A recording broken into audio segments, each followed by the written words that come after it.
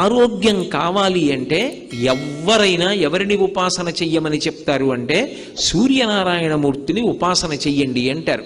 ఇప్పటికీ పిల్లల దగ్గర నుంచి పెద్దల వరకు సూర్య నమస్కారాలు చేస్తారు. ఆ సూర్య నమస్కారాల్లో కేవలం 10 విధములైనటువంటి భంగిమలతో చేసే నమస్కారాలు ఉన్నాయి.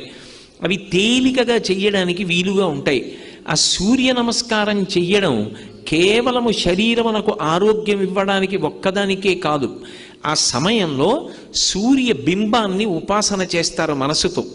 ఆ ఉపాసన చేసిన కారణం చేత దృష్టి నిలబెట్టడం కూడా అలవాటు అవుతుంది. దృష్టిని కేంద్రీకరించడం, ఒక విషయాన్ని పరిశీలిస్తున్నప్పుడు, ఒక విషయాన్ని చదువుతున్నప్పుడు, ఒక విషయాన్ని వ్రాస్తున్నప్పుడు దృష్టిని దాని మీదే కేంద్రీకరించగలిగినటువంటి శక్తి దేని వలన ఉత్పన్నమవుతుంది అంటే కేవలముగా ఆ సూర్య నమస్కారముల యందు